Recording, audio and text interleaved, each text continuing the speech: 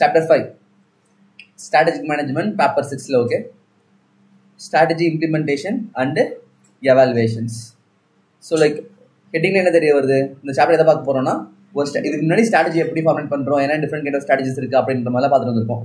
இந்த சாப்டர் வந்து இது வரைக்கும் பார்த்த ஸ்ட்ராட்டஜில வைஸான ஸ்ட்ராட்டஜி சூஸ் பண்ணுவோமா, சூஸ் பண்ற ஸ்ட்ராட்டஜியை வந்து எப்படி கரெக்டாக ஃபார்மேட் பண்றோம், அதுக்கப்புறம் அதை எப்படி வந்து இம்ப்ளிமெண்டேஷன் பண்றோம். ஜஸ்ட் ஃபார்மேஷன் மட்டும் போதுமா, இல்லை ஜஸ்ட் இம்ப்ளிமெண்டேஷன் மட்டும் போதுமா, இல்லை ரெண்டுமே வந்து ஈக்குவலா இருக்கணுமா, எது ஹையரா இருக்கும், எது லோயரா இருக்கும், எது சரியில்லைன்னா என்ன ஆகும் அப்படின்ற மாதிரி எல்லா டிஸ்கஷனுமே வந்து இந்த சாப்டருக்குள்ள கொடுத்துருப்பாங்க. சரியா? ஸோ வந்து லைக் இன்ட்ரோடக்ஷன்ல பார்த்தா என்ன சொல்றாங்க, inter relationship between strategy formulation and implementation. Strategy ஃபார்முலேஷனுக்கும் இம்ப்ளிமெண்டேஷனுக்கும் என்ன ரிலேஷன்ஷிப் இருக்குன்ற மாதிரி பார்ப்போம். அதுக்கப்புறம் strategic change through digital transformation. இப்போதான் லைக் எல்லாமே டிஜிட்டல் ஓரியன்டா வந்துருச்சுல்ல. ஸோ லைக் ஸ்ட்ராட்டஜி வந்து டிஜிட்டலா பார்த்தோம்னா எப்படி சேஞ்ச் ஆகும், அப்படின்னா டிரான்ஸ்ஃபர்மேஷன் இருக்குன்றத பார்க்குறோம். அதுக்கப்புறம் வந்து ஆர்கனைசேஷன் ஸ்ட்ரக்சர், இது வந்து நம்ம ஸ்கூல் டேஸ்லேயே பார்த்துருப்போம். நார்மலா சிம்பிள், ஃபங்க்ஷனல், டிவிஷனல், மேட்ரிக்ஸ் இந்த மாதிரிலாம் இருக்கும் ஸ்ட்ரக்சர். அதுக்கப்புறம் வந்து ஸ்ட்ராட்டஜிக் லீடர்ஷிப். லீடர்ஷிப்னா என்ன தெரியுமா? லீடர்ஷிப் ஓகே டெஃபினேஷன்ஸ் இருக்கும், பட் ஆனால் லீடர்ஷிப்ல வந்து ஸ்ட்ராட்டஜி லீடர்ஷிப்ன்ற மாதிரி சொல்லுவாங்க. ஜஸ்ட் ஸ்ட்ராட்டஜின்ற வார்த்தை மட்டும் உள்ள ஆட் ஆகிருக்கும், மிச்சபடி எல்லாமே சேர்ந்தோம். அதுக்கப்புறம் கண்ட்ரோல், பர்ஃபார்மன்ஸ் மெஷர்ஸ். ஸோ இது எல்லாமே வந்து ஸ்ட்ராட்டஜி இம்ப்ளிமெண்டேஷன் எவாலுவேஷன்ல வர காம்பனன்ட்ஸ். இது எல்லாமே நம்ம பார்ப்போம். ஓகேவா? ஸோ இன்ட்ரோடக்ஷன்ல என்ன சொல்ல வராங்க அப்படின்னா, strategy implementation evaluation are critical phases of the process of strategic management in organisation. ஒரு ஆர்கனைசேஷன்ல இம்ப்ளிமெண்டேஷனுக்கு எவாலுவேஷன் வந்து ஒரு இம்பார்ட்டன்டான ரோல் வந்து பிளே பண்ணுது. Implementation involves putting the plans and initiative developed as part of the strategy into action, while evaluation refers to the process of measuring and assessing the effectiveness of the actions. So implementation என்ன சொல்றாங்கன்னா, நம்ம formulate பண்ண plans, actions எல்லாத்தையுமே வந்து ப்ராப்பரா implement பண்றது. Evaluation என்னன்னு பார்த்தோம்னா வந்து நம்ம இம்ப்ளிமெண்ட் பண்ணது எல்லாமே வந்து நம்ம எதிர்பார்த்த மாதிரி கரெக்டா போயிட்டு இருக்கா அப்படின்றத எவாலுவேட் பண்ணி பார்க்கறது. In this chapter, we will explore various implementations and evaluation methods that organization can use to assess the success of the strategy implementation and identify the areas for improvement. So, என்னென்ன different kind of methods எல்லாம் இருக்கு, அதை evaluate பண்றதுக்குன்ற மாதிரி இந்த சாப்டர்ல பார்க்க போறோம். So, வந்து this chapter will provide a comprehensive overview of the implementation evaluation process and equip readers with knowledge and skills needed to effectively execute and assess the organization strategies. So இந்த chapter வந்து ப்ராப்பராக follow பண்ணுறவங்க எல்லாத்துக்குமே வந்து ஒரு knowledge, அதுக்கப்புறம் ஸ்கில்ஸை வந்து develop பண்ணும். எதுக்குன்னு பார்த்தோம்னா வந்து ஒரு ஆர்கனைசேஷனும் அவங்க இம்ப்ளிமெண்டேஷன் பண்ணுற ஸ்ட்ராட்டஜியை வந்து கரெக்டாக பண்ணுறாங்களா, டீவியேஷன்ஸ்லாம் ஃபைண்ட் பண்ணி கரெக்டாக அதுக்கான சொல்யூஷன்ஸ் வந்து மேக் பண்ணுறாங்களா அப்படின்றத இந்த சாப்டர் படிக்கிறப்ப ஒரு ஐடியா கிடைக்கும். ஸோ வந்து இங்கே பார்த்தோம்னா வந்து ஸ்ட்ராட்டஜிக் மேனேஜ்மெண்ட் ப்ராசஸ்னு நெக்ஸ்ட் ஹெட்டிங் இருக்கா.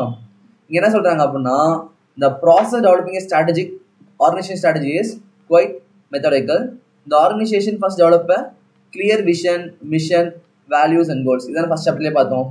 பேசிக்கா வந்து ஆர்கனைசேஷன் என்ன பண்ணும், விஷன் ஸ்டேட்மெண்ட் மேக் பண்ணுவாங்க, மிஷன் ஸ்டேட்மெண்ட் மேக் பண்ணுவாங்க, அதுக்கப்புறம் கோல்ஸ் அண்ட் அப்ஜெக்டிவ்ஸ், வேல்யூஸ் இதெல்லாமே வந்து ஃபிக்ஸ் பண்ணுவாங்க. Then they must discuss and analyze the number of things to determine which options are the most promising. All these aspects come together in strategic plan that details the organization vision, mission, values, goals and strategic team, high level of implementation plan and key performance measures. The key performance measures are included in the strategic plan and are used to link the themes back to the organization goals and to measure the success of the strategy after it is implemented. So நம்ம எப்போ வந்து performance measure பண்ண முடியும், after implementation பண்ணதுக்கு அப்புறம் தான் performance வந்து measure பண்ண முடியும். அப்படி பண்ற பர்ஃபார்மன்ஸ் வந்து கீ பர்ஃபார்மன்ஸ் மெஷர் என்ன மீன் பண்றாங்கன்னா வந்து எந்தெந்த வேலை வந்து பர்ஃபார்மன்ஸை மெஷர் பண்ணி எல்லாம் கரெக்டா இருக்கான்றத பார்ப்பாங்க. ஸோ லைக் இந்த இன்ட்ரோடக்ஷன் எல்லாமே வந்து ஜஸ்ட் சும்மா பேசிக்கா நம்ம ஃபர்ஸ்ட் சாப்டர்ல பார்த்தோம்னா அந்த மாதிரி தான் இருக்கும். கண்டென்ட்டே ஆக்சுவலாக வந்து ஒரு 4-5 பேஜ்க்கு அப்புறம் தான் உள்ள இருக்கும், பட் இருந்தாலும் ஜஸ்ட் ரீட் பண்ணி கொடுத்துக்கும். Strategic management process the dynamic and continuous பார்த்துருக்கோமா. என்ன சொல்றோம்னா, ஒரு காம்பனண்ட்டை சேஞ்ச் ஆச்சு அப்படின்னா அது சம்மந்தப்பட்ட ரிமைனிங் காம்பனண்ட்ஸ்லையுமே வந்து சேஞ்சஸ் வந்து கண்டிப்பாக இருக்கும் அப்படின்ற மாதிரி சொல்றாங்க. For instance, a shift in the economic would represent a major opportunity and require a change in long-term objective and strategies. A failure to accomplish annual objective could require a change in policy, or a major competitive change in strategy could require a change in firm's mission. So இதெல்லாம் வந்து example சொல்றாங்க. ஒருவேளை வந்து எக்கனாமியில வந்து மேஜரா change ஆச்சு அப்படின்னா நம்ம கம்பெனியோட அப்ஜெக்டிவ்ஸும் சேஞ்ச் ஆகும். அதே மாதிரி காம்படிட்டர் வந்து அவங்களோட ப்ராடக்ட் வந்து மாடிஃபை பண்ணி கொண்டு வராங்க அப்படின்னா நம்மளும் நம்மளோட ஸ்ட்ராட்டஜியை மாற்றி நம்மளோட ப்ராடக்ட்டை மாடிஃபை பண்ணாதான் அந்த மார்க்கெட்ல இருந்து சர்வே பண்ண முடியும். ஸோ வந்து லைக் ஒரு காம்பனன்ட் சேஞ்ச் ஆனாலுமே வந்து டிஃபால்ட்டா அதர் காம்பனன்ட்ஸ்லயும் வந்து சேஞ்சஸ் இருக்குன்றதை இதெல்லாம் மீன் பண்றாங்க. Therefore, strategy formulation, implementation, evaluation activity should be performed on continual basis, not just at the end of the year or semi annually. So என்ன சொல்றாங்கன்னா, இந்த ஃபார்முலேட் பண்றது, இம்ப்ளிமெண்ட் பண்றது, எவாலுவேட் பண்றது எல்லாமே வந்து ஒன் டைம் ப்ராசஸ் கிடையாது. ஜஸ்ட் ஒன்றை தாண்டி ஒன்று வந்து நம்ம ரெகுலர் பேசிஸ்ல பண்ணிட்டே இருக்கணும். இன்னைக்கு பார்த்தா ஓகேவா தெரியும், நாளைக்கு பார்த்தா தப்பா தெரியும். ஸோ லைக் இன்னைக்கு ஓகேன்னு சொல்லிட்டு நம்ம தள்ளி போயிட்டோம் அப்படின்னா அதுக்கடுத்து வந்து தப்பா போய் எல்லாமே வந்து டேஞ்சர்ல முடிஞ்சிடும். ஸோ வந்து டெய்லியுமே வந்து அந்த ப்ராசஸ் வந்து கண்டினியூஸ் பேசிஸ்ல பண்ணிட்டே இருக்கணும். ஏதோ ஒரு டைம் பண்றது கிடையாதுன்ற மாதிரி they are saying. ஓகேவா? அதுக்கப்புறம் கொடுத்துருக்காங்கல்ல develop mission, vision and objectives.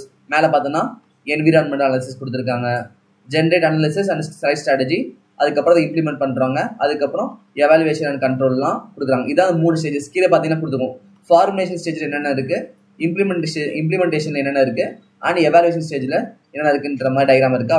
So அந்த ஃபார்முலேஷன் தான் அந்த மேலே இருக்க 4 வருது. விஷன், மிஷன் ஸ்டேட்மெண்ட், அதுக்கப்புறம் என்விரான்மெண்ட் அனலைஸ் பண்றது, அப்புறம் ஆர்கனைசேஷனோட அப்ரைசல், அதுக்கப்புறம் ஸ்ட்ராட்டஜியை சூஸ் பண்றது. அது வந்து ஃபார்முலேஷன் ஸ்டேஜில் இருக்கு. இம்ப்ளிமெண்டேஷன் ஸ்டேஜில் தான் வந்து நம்ம சூஸ் பண்ண ஸ்ட்ராட்டஜியை இம்ப்ளிமெண்ட் பண்றது வரும். அதுக்கப்புறம் வந்து எவாலுவேஷன் ஸ்டேஜில் வந்து பார்த்தோம்னா அதோட கண்ட்ரோல்ஸ், அதுக்கப்புறம் பர்ஃபார்மன்ஸ் மெஷர்லாம் வந்து எவாலுவேட் பண்றதை பத்தி கொடுத்துருப்பாங்க. ஜஸ்ட் ஓவர்வியூ மட்டும் தான் கொடுத்துருக்காங்க. இது எல்லாமே நம்ம உள்ள பார்ப்போம். ஸோ ஸ்டேஜஸ் இன் ஸ்ட்ராட்டஜிக் மேனேஜ்மெண்ட். ஸோ வந்து ஸ்ட்ராட்டஜிக் மேனேஜ்மெண்ட் என்ன ஸ்டேஜஸ் இருக்குன்னு பார்த்தோம் அப்படின்னா ஃபாலோயிங் ஸ்டேஜஸ்ன்னு சொல்லிட்டு ஒரு 5 ஸ்டேஜ் கொடுத்துருக்காங்க. ஃபர்ஸ்ட் இடத்துல என்ன மேலே பார்த்தோம்ல விஷன், மிஷன், கோல்ஸ், அப்ஜெக்டிவ் வந்து ஃபிக்ஸ் பண்ணும். அதான் பேசிக்கானது. அது வந்து ஸ்ட்ராட்டஜியில் ஃபர்ஸ்ட் அப்படின்னு பார்த்துருப்போம்.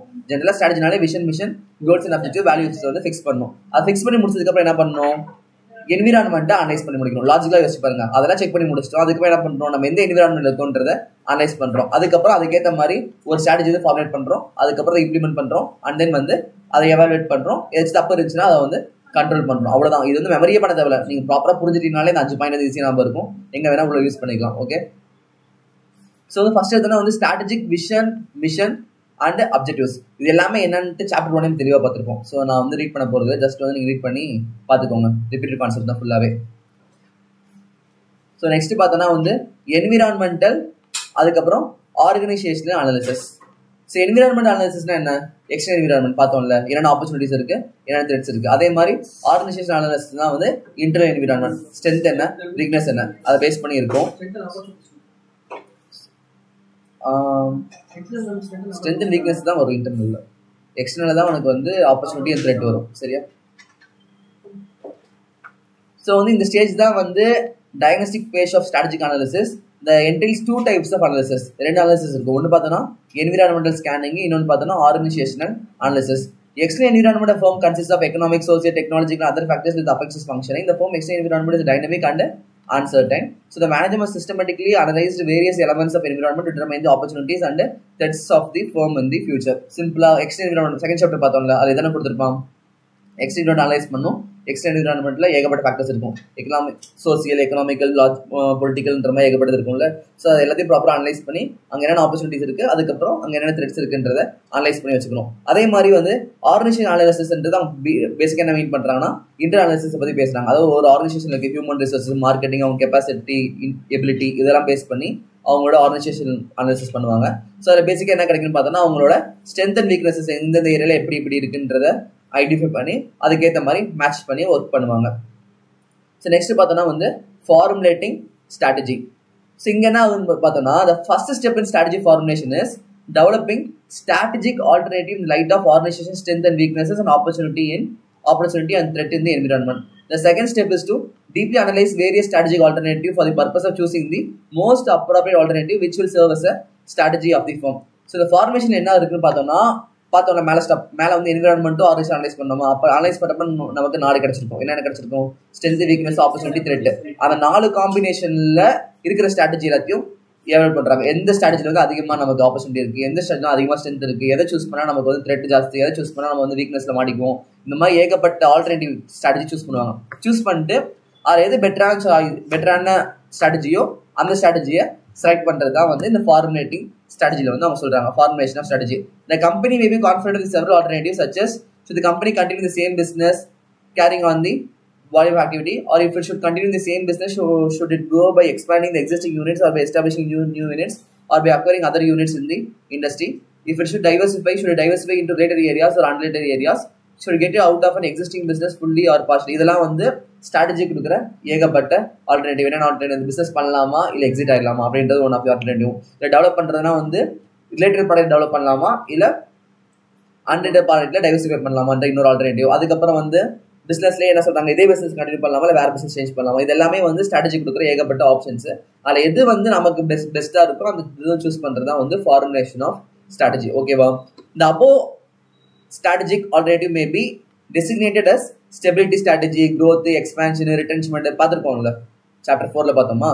ஸோ லைக் இதெல்லாம் காம்பினேஷன் தான் மேலே கொடுத்துருக்க 4 பாயிண்ட் இருக்கு. இதில் வந்து எது நம்ம பிஸ்னஸ் சூஸ் ஆகுமோ அதை வந்து சூஸ் பண்ணி அதுக்கு என்ன பண்ணணுமோ அடுத்த ஸ்டெப்பை வந்து பண்ணணும். ஓகேவா? அடுத்து பார்த்தோம்னா implementation of strategy. Implementation and execution are an operation oriented activity aimed at shaping the performance of the core business activity in strategy supportive manner. It is the most demanding and time consuming part of the strategic management process. என்ன சொல்றாங்கன்னா வந்து அதை implement பண்றதும் execution பண்றதுனா வந்து operation oriented activity, அதாவது பிசிக்கலா பண்ற activity. மிச்சப்படி இதுக்கு முன்னாடி பார்த்தது எல்லாமே வந்து மைண்டா திங்க் பண்றது, இது இப்படிதான் பண்ண போறோம்னு சொல்லிட்டு யோசிக்கிறது. பட் எப்போ வந்து இம்ப்ளிமெண்டேஷனுக்கு வருதோ அப்பதான் வந்து ஆக்சுவலா என்ன நடக்க போகுதுன்னே நமக்கு தெரியும். அப்பதான் வந்து என்னென்ன பண்ண போறோன்றது தெளிவா டிசைட் பண்ண முடியும். ஸோ இதுதான் வந்து ஃபர்ஸ்ட் எடுத்தோம் ஆப்ரேஷன் ஓரியன்டட் ஆக்டிவிட்டிஸ்ன்ற மாதிரி சொல்றாங்க. அதுக்கப்புறம் பார்த்தோன்னா டைம் பேசிஸ்மே வந்து டைம் வந்து ரொம்ப அதிகமாக கன்சியூம் பண்ணும். லைக் ஜென்ரலாகவே வந்து ஸ்ட்ராட்டஜி மேக் பண்ணுறதுக்கு டைம் அதிகமாக தான் ஆகும். பட் ஆனால் ஒன் ஸ்ட்ராட்டஜி மேக் பண்ணதுக்கு அப்புறம் அதை இம்ப்ளிமெண்டேஷன் பண்ணுறதுக்கு டபுள் டைம் ஆகுற மாதிரி ரொம்ப டைம் அதிகமாக எடுக்கும். To convert strategic plan into actions and result, a manager must be able to direct organizational change, motivate people, build strengthen company or competencies and competitive capability, create a strategy, support your work climate and meet or beat performance target. So வந்து மேலே போட்டு அந்த strategy format பண்ணியிருக்காங்கல்ல, அந்த format பண்ண strategy வந்து பர்ஃபெக்டாக implementation பண்ணுறதுக்கு manager வந்து என்னென்னலாம் பண்ணணுன்ற மாதிரி சொல்கிறாங்க. லைக் ஒரு பீப்புள்ஸ் வந்து மோட்டிவேட் பண்ணணும், ஆர்கனைசேஷனோட கல்ச்சரை மாற்றணும், அங்கே ஒர்க் பண்ணுற எம்ப்ளாயிஸ்க்கு வந்து மோட்டிவேட் பண்ணி இந்த மாதிரி பண்ணாதான் பிஸ்னஸ் சர்வே ஆகுன்ற புரிய வைக்கணும். அப்புறம் அவங்க அப்ரைஸ் பண்ணுறது, கிஃப்ட்ஸ் கொடுக்குறது, மோட்டிவேஷன் பண்ணுறது, இந்த மாதிரி எல்லாமே பண்ணதுக்கு அப்புறம் தான் அந்த இம்ப்ளிமெண்டேஷன் வந்து ப்ராப்பராக ஒர்க் அவுட் ஆகும். ஸ்ட்ராட்டஜி மட்டும் ப்ராப்பராக போட்டு இம்ப்ளிமெண்டேஷன் பண்ணுறப்போ எம்ப்ளாயிஸ்லாம் வந்து ஒர்க் அவுட் ஆகலை, ஒரு மாதிரி வந்து பிரச்சனை பண்ணிருக்காங்கன்னா ஒர்க் அவுட் ஆகுமா? ஒர்க் அவுட் ஆகுது. நம்ம சொல்கிறது அவங்க செஞ்சால் தான் அந்த பிளான் வந்து ஒர்க் அவுட் ஆகும். இன்கேஸ் அவங்க வந்து ஒரு மாதிரி ரிஜிடாக இருக்காங்க, மாற மாட்டேன்னு சொல்கிறாங்க, பிரச்சனை பண்ணுறாங்கன்னா நம்ம என்னதான் பிளான் போட்டாலும் வேஸ்ட் ஆயிரும். ஸோ அது எல்லாமே வந்து மேனேஜரோட ரெஸ்பான்சிபிலிட்டி, அவங்கள வந்து கன்வின்ஸ் பண்ணி ஒர்க் அவுட் பண்ணுறது. ஸோ வந்து டைம் எடுக்கும்ன்ற மாதிரி சொல்கிறாங்க. ஓகேவா? அதுக்கப்புறம் in most situation strategy execution process includes the following principal aspects. Developing budgets that steer ample resources into this activity critical to strategic success. So வந்து இங்கே என்ன ஆகும், எவ்வளோ பட்ஜெட்ன்றதை பார்த்து ஒதுக்கும். இம்ப்ளிமெண்டேஷன் பண்ணுறோம்ல, ஃபார்மேட் பண்ணுறப்ப சும்மா டைம் கன்சியூமிங் ப்ராசஸ், காஸ்ட்லி ப்ராசஸ்ன்ற மாதிரி பார்த்துருப்போம் ஸ்ட்ராட்டஜியை பொறுத்த வரைக்கும். பட் ஆனால் இம்ப்ளிமெண்டேஷன் பண்ணுறப்ப எந்த பட்ஜெட்டில் நம்ம பண்ண போகிறோம், ஹை வேல்யூவோ லோ வேல்யூவோ, அதெல்லாம் வந்து இந்த ஃபேக்டர்ஸ் வந்து கன்சிடர் பண்ண மாதிரி இருக்கும். அதுக்கான ரிசோர்ஸஸ் வந்து அரேஞ்ச் பண்ணுறோம். சேம் டைம் வந்து staffing the organization with needed skills and expertise, consciously building and strengthening strategy supportive competencies and competitive capability, organizing the work efforts. Implementation பண்ணுறப்ப என்ன பண்ணுறோம், right people for the right ஜாபா, யார் வந்து எதை பண்ணுமோ கரெக்டாக அந்த பீப்புளை வந்து அப்பாயிண்ட் பண்ணால் வேலை நடக்கும். சம்மந்தம் இல்லாமல் வேற யாராச்சும் வச்சிருந்தோம் அப்படின்னா அந்த வேலை நடக்காது. எக்ஸாம்பிளுக்கு நம்ம வந்து ஒரு பிஸ்னஸ் ஓப்பன் பண்ண போகிறோம், அக்கௌண்ட்ஸ் பார்க்கறதுக்கு ஒரு நல்ல ஒரு அக்கௌண்ட் போடணும். அதை விட சும்மா வந்து ஸ்கூல் படிக்கிற பையன் போய் உட்கார வச்சு ஒர்க் அவுட் ஆகுமா? ஒர்க் அவுட் ஆகாது. ஸோ அதான் வந்து ஸ்டாஃபிங் பற்றி சொல்கிறாங்க அந்த இடத்துல. நெக்ஸ்ட் என்ன சொல்கிறாங்க, ensuring that policies and operating procedures facilitate rather than impede effective execution. So policies அதுக்கப்புறம் வந்து ஆப்ரேட்டிங் ப்ரொசீஜர்லாம் இருக்குல்ல, லைக் பிஸ்னஸுக்கு தனித்தனியாக பாலிசிஸ் ப்ரொசீஜர்லாம் இருக்கும், அதுதான் அங்கே இருக்க எல்லாருமே வந்து கரெக்டாக ஃபாலோ பண்ணுறாங்களா தான் என்ஷூர் பண்ணிக்கணும். Using the best known practice to perform core business activity and pushing for continuous improvement. அவங்களுக்கு தெரிஞ்ச ப்ராக்டிஸ் இருக்கும்ல, அதை வச்சு பேசிக்காக பிஸ்னஸ் ஒரு இம்பார்ட்டண்ட்டான டாஸ்க் எல்லாமே அவங்களுக்கு எதை தெரியுமோ அதை வச்சு பண்ணணும். புதுசாக ஏதோ ட்ரை பண்ணுறேன்னு சொல்லி ஒரு கோர் இம்பார்ட்டன்ட் ஏரியாவில் போயிட்டு மாட்டிக்கூடாது. Installing information and operating system that enable company personnel to better carry out the strategic goals day in day out. So like புதுசாக எந்தெந்த டெக்னாலஜிலாம் உள்ள வந்து இன்புட் பண்ண முடியுமோ இன்புட் கொடுத்து கரெக்டாக வந்து ஒரு கண்ட்ரோல் என்விரான்மெண்ட்டை ரெடி பண்ணணும். Motivating people to pursue the target objectives energetic. அங்கே இருக்க பீப்புள்ஸ் வந்து ப்ராப்பராக வந்து மோட்டிவேட் பண்ணி அவங்களோட அப்ஜெக்டிவ் வந்து அச்சீவ் பண்ணுறதுக்கு அவங்கள வந்து ஒர்க் வாங்கிக்கணும் அவங்கள்ட்ட இருந்து. அதுக்கப்புறம் கம்பெனி கல்ச்சரை ப்ராப்பராக உருவாக்குறது, ஒர்க் கிளைமேட் வந்து நீட்டாக வச்சுக்கிறது. அதுக்கப்புறம் என்ன சொல்கிறாங்க, exerting the internal leadership needed to drive implementation of forward and keep improving strategy execution.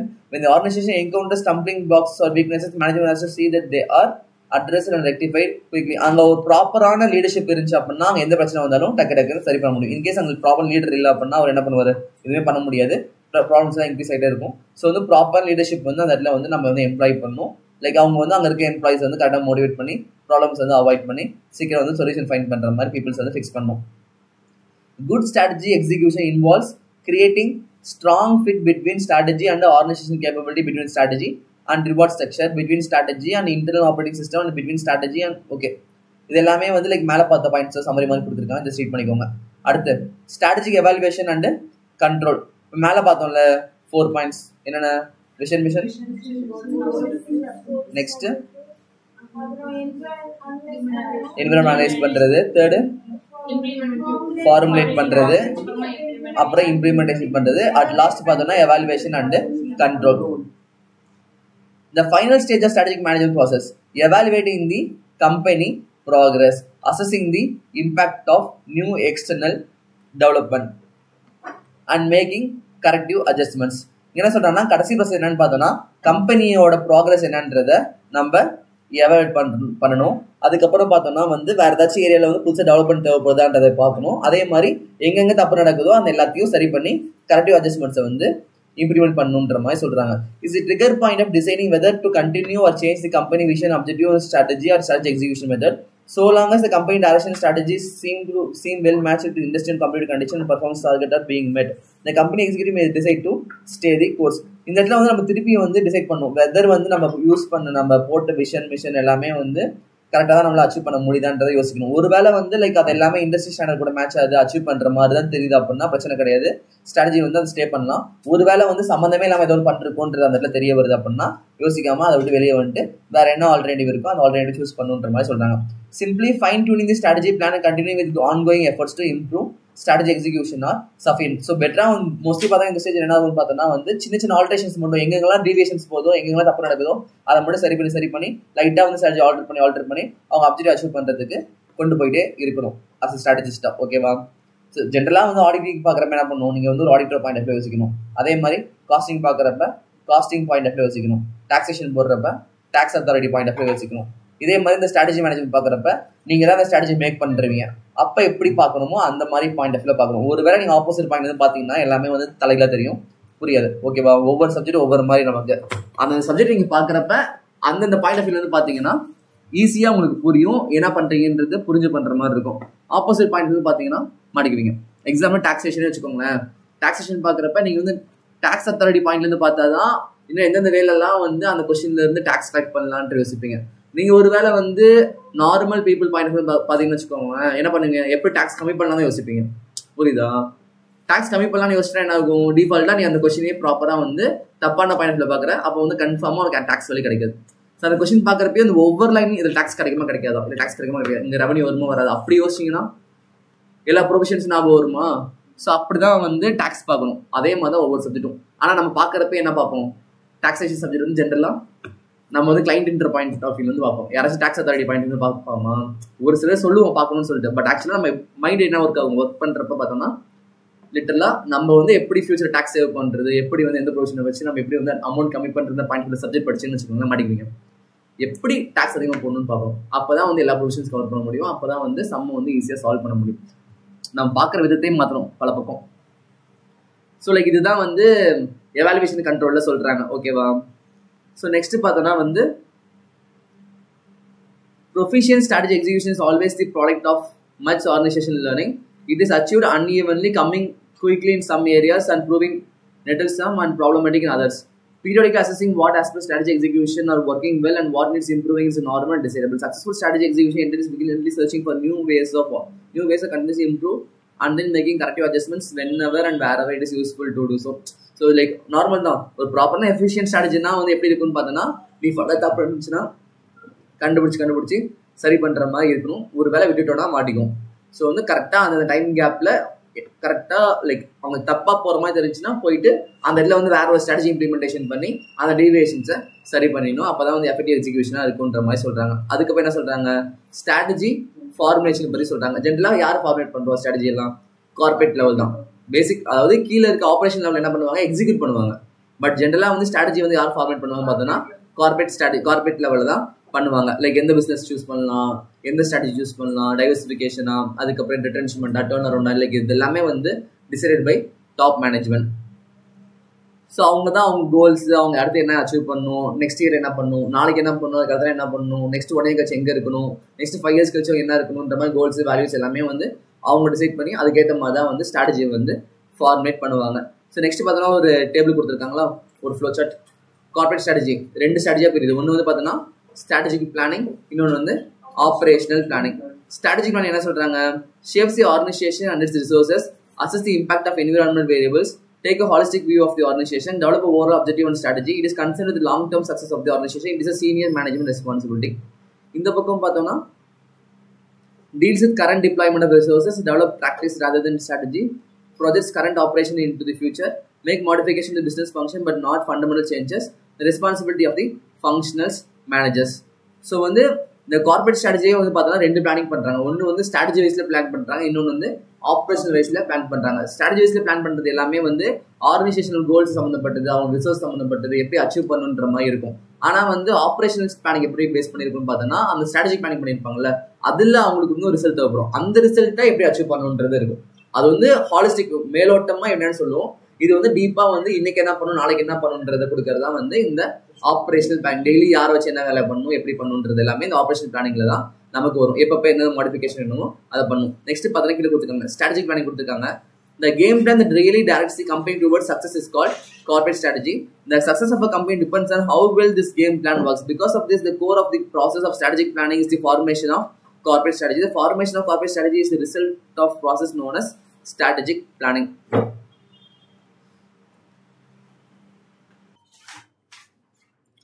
So strategic planning என்ன சொல்ல வரான்னு பார்த்தோன்னா வந்து இதான் வந்து basic process of determining the objectives of the ஃபர்மோட அப்ஜெக்டிவ் வந்து டிட்டர்மைன் பண்ணுறது. அதுக்கப்புறம் வந்து எவ்வளோ ரிசோர்ஸஸ்லாம் வந்து அந்த அப்ஜெக்டிவ் வந்து அச்சீவ் பண்ணுறதுக்கு தேவைப்படுது. அதுக்கப்புறம் வந்து அந்த அப்ஜெக்டிவ் அச்சீவ் பண்ணுறதுக்கு பாலிசிஸை வந்து ஃபார்மேட் பண்ணுறது.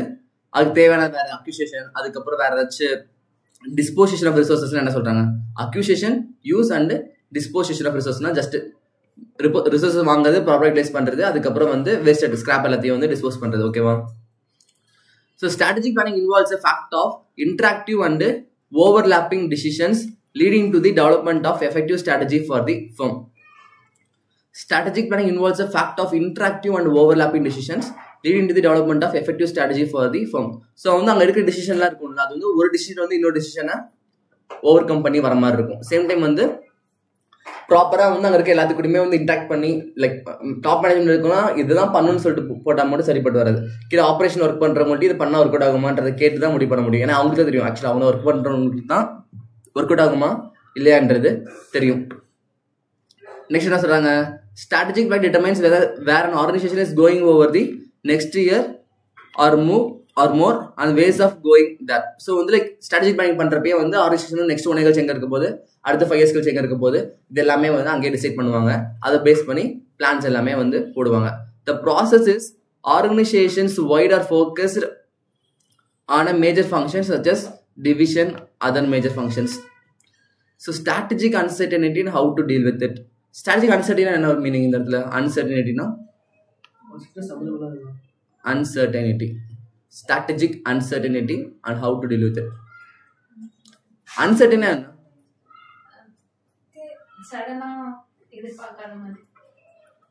எதிர்பார்க்காத மாதிரி.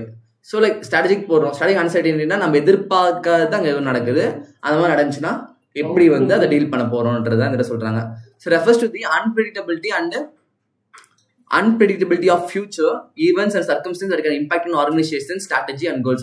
So future நடக்க போற events and circumstances அது வந்து எப்படி வந்து ஆர்கனைசேஷன் கோல்ஸை வந்து அஃபெக்ட் பண்ணணும் நமக்கு தெரியாது. அப்படி அஃபெக்ட் பண்றப்ப நம்ம வந்து எப்படி டீல் பண்றோம்னு தான் இங்க கேட்கறாங்க. It can be driven by factors such as change in the market, technology, marketல சேஞ்ச் ஆகுது, டெக்னாலஜி சேஞ்ச் ஆகுது, காம்படிஷன் மாறுது, அதுக்கப்புறம் கவர்மெண்ட் ரூல்ஸ் மாறுது, அப்புறம் அதர் எக்ஸ்டர்னல் ஃபேக்டர்ஸ். இது எல்லாமே வந்து அன்சர்டன் தான், அதெல்லாம் நம்ம கையில கிடையாது. Dealing with strategy uncertainty can be challenging and organization need to have a flexibility, resilience and agility to quickly respond to changes in the environment and minimize its impact. So அப்படி ஆகிற changes எல்லாத்துக்குமே வந்து strategy வந்து எப்படி இருக்குன்னா உண்மை ஃபிளெக்சிபிளா, ரெசிலியண்டா, சீக்கிரமா respond பண்ற மாதிரி இருக்கணும். அப்பதான் வந்து பெருசா இம்பாக்ட் இல்லாம தவிர்க்க முடியும். To be manageable, they need to be grouped into logical clusters or themes. It is then useful to assess the importance of each cluster in order to set priority with respect to the information gathering and analysis. ஒரு வேலை முடியும்னா அவங்க எல்லாத்தையுமே வந்து separate குரூப்பாக பிரிச்சுட்டு அது ஒவ்வொரு குரூப்பையும் வந்து எப்படி ஹேண்டில் பண்ணணும் அப்படின்ற மாதிரி ஃபோக்கஸ் பண்ணுன்ற மாதிரி சொல்கிறாங்க. ஸோ இங்கே வந்து ஒரு 5 பாயிண்ட்ஸ் இருக்கா. என்னென்ன சொல்கிறாங்க? Flexibility, diversification, monitoring and scenario planning, building resilience, collaboration and partnership. So flexibility என்ன சொல்கிறாங்க? Organisation can be build flexibility into their strategy to quickly adapt to the changes in the environment. So ஒருவேளை environment changes ஆச்சு அப்படின்னா அவங்க ஸ்ட்ராட்டஜியும் டக்குன்னு வந்து change பண்ணுற மாதிரி ஒரு மாதிரி ஃப்ளெக்சிபிலிட்டியாக வந்து ஸ்ட்ராட்டஜி வந்து மேக் பண்ணியிருக்கணும். ஒரு வேளை வந்து என்விரான்மெண்ட் சேஞ்ச் ஆச்சுன்னா ஸ்ட்ராட்டஜியை வந்து ஃபெயில் ஆகிற மாதிரி அவங்க வந்து ஸ்ட்ராட்டஜி வந்து மேக் பண்ணியிருக்க கூடாது. டைவர்சிஃபிகேஷன் என்ன சொல்கிறாங்க வராங்கன்னா, diversifying the organization products portfolio, market and customer base can reduce the impact of strategic uncertainty. So வந்து லைக் டைவர்சிஃபிகேஷன் என்ன சொல்கிறோம்? டிஃப்ரெண்டாக போகிறதா, வேற ஃபீல்டில் போகிறது. நான் போர்ட்ஃபோலியோ வந்து லைக் சிங்கிள் ப்ராடக்ட் மட்டும் ஃபேஸ் பண்ணி இருந்துச்சு அப்படின்னா டக்குனு மார்க்கெட் டவுன் ஆச்சுன்னா மொத்தமாக அஃபெக்ட் ஆயிடும். அதே வந்து நம்ம டிஃப்ரெண்ட் வேஸ்ல வந்து ஃபோக்கஸ் பண்ணியிருக்கோம் அப்படின்னா ஒருவேளை ஒன்று ஃபெயிலியர் ஆனாலுமே இன்னொன்று வந்து ஒரு கெயின் கிடைக்கும். அதை வச்சு இந்த லாஸை வந்து காம்பன்சேட் பண்ண முடியும்ன்றது தான் செகண்ட் பாயிண்ட் மீன் பண்ணுறாங்க. தேர்ட்ல என்ன சொல்கிறாங்க? Monitoring and scenario planning. Organization can regularly monitor key indicators of change and conduct scenario planning to understand how different future scenario might impact their strategy. So வந்து ரெகுலரா வந்து நம்ம பிசினஸ் சம்மந்தப்பட்ட முக்கியமான திங்ஸ்லாம் இருக்கும்ல, அது எல்லாமே வந்து மானிட்டர் பண்ணிருக்கணும். எக்ஸாம்பிளுக்கு நமக்கு வந்து நம்ம பிசினஸ் வந்து ஃபுல்லா ரா மெட்டீரியல் பேஸ் பண்ணி இருக்கு அப்படின்னா அந்த ரா மெட்டீரியல் பார்த்து அண்டர்ஸ்டாண்டிங் வந்து நமக்கு இருந்திருக்கணும். லைக் இந்த மந்த் அது கிடைக்கும், நெக்ஸ்ட் மந்த் கிடைக்காது. இப்போ வந்து லைக் அக்ரிகல்ச்சர் ப்ராடக்ட் எப்படி வருஷம் ஃபுல்லா வந்துட்டே இருக்குமா? ஸ்பெசிஃபிக்கா ஒரு சில மந்த் வரும். ஆனா டிமாண்ட் பார்த்தோன்னா இயர் ஃபுல்லாக இருக்கும். ரைஸே எடுத்துக்கோங்களேன், வருஷம் ஃபுல்லாக வந்து அறுவடை பண்ணிட்டே இருப்பாங்க, சீசன் டைம் தானே. ஸோ லைக் இப்போ ஆனால் சூப்பர் மார்க்கெட் போய் பார்த்தோம்னா ரைஸுக்கு டிமாண்டு டெய்லியுமே வந்து எடுத்துட்டு தான் இருக்கும். ஸோ அப்போ சூப்பர் மார்க்கெட் வந்து ஸ்ட்ராட்டஜி எப்படி வச்சுக்கணும்? எப்போ வந்து ரைஸ் அவங்களுக்கு இயர்லி டிமாண்ட் எடுத்து ஃபர்ஸ்டே ஃபோக்கஸ் பண்ணி அவங்க கரெக்டாக வந்து அந்த அறுவடை டைம்லேயே வந்து ரைஸை ஃபுல்லாக பர்ச்சேஸ் பண்ணி வச்சாதான் அந்த இயர் ஃபுல்லாக அவங்க சேல் பண்ண முடியும். ஸோ அதான் வந்து மீட் பண்ணாங்க. கரெக்டாக வந்து லைக் ரா மெட்டீரியல் பேஸ் பண்ணியிருக்காங்க அப்படின்னா அவங்க ஃபியூச்சர் எப்படி இருக்குன்றதை ப்ராப்பராக வந்து மானிட்டர் பண்ணி அதுக்கு என்னென்ன தேவையோ ஃபர்ஸ்டே வந்து ரெடி பண்ணி வைக்கணும். டக்குன்னு இந்த மாதம் எனக்கு 10 kg தான் வைக்கும்னு சொல்லிட்டு அந்த மாதம் 10 kg வாங்கி வச்சிருவோம். பட் நெக்ஸ்ட் மந்த் பார்த்தோன்னா வந்து நமக்கு 20 kg டிமாண்ட் இருக்கும். ஆனால் கிடைக்குமா? கிடைக்காது, வேற யாரும் வாங்கிட்டு போயிருப்பாங்க. ஸோ அப்போ என்ன ஆகும்? ஃபெயிலியர். சும்மா இருக்கிற பேர் ரைஸ் இல்லாமல் தான் மார்க்கெட் ஓடுமா?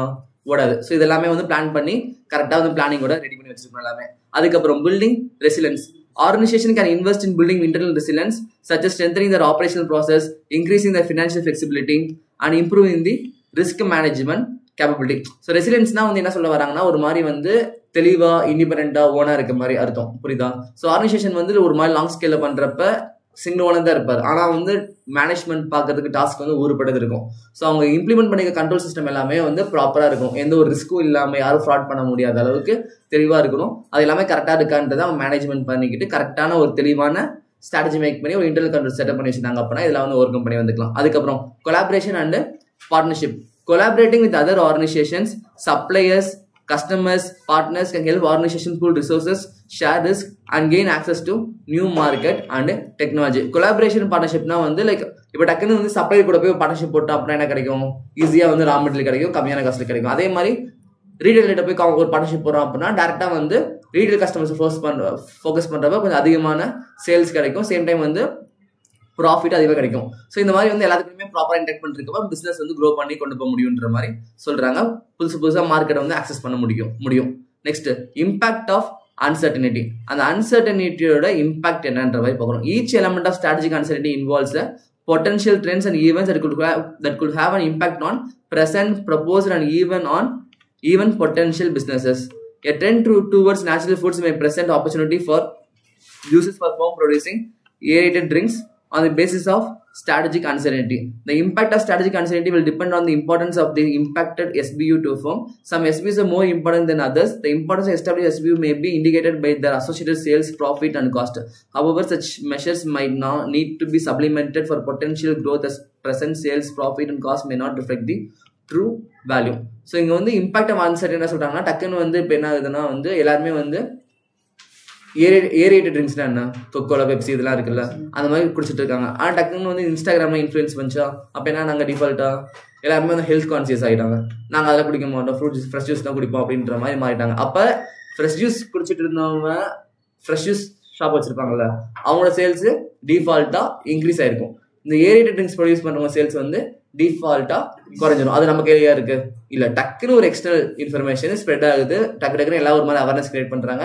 ஸோ வந்து பெப்சி இருந்தாலும் பெப்சி சூஸ் பண்ணாமல் அந்த மாதிரி ஜூஸ் சூஸ் பண்ணாம டேரக்டா வந்து ஃபர்ஸ்ட் சூஸ் பண்றாங்க. இதெல்லாம் வந்து அன்சர்டனிட்டி. எப்படி வேணா யார் வேணா பண்ணலாம். பிசினஸ் இல்லாதவங்க டக்குனு பிசினஸ் க்ரோ ஆகும், அதே மாதிரி பிசினஸ் இருக்கிறவங்க பிசினஸ் வந்து டக்குன்னு டவுன் ஆகும். ஸோ அதெல்லாம் நம்ம கையில் இல்லை. ஸோ அதெல்லாம் வந்து அன்சர்டனியோட இம்பாக்ட்ன்ற மாதிரி சொல்றாங்க. Next strategy implementation. அதுக்கப்புறம் relationship with strategy formulation. Okay,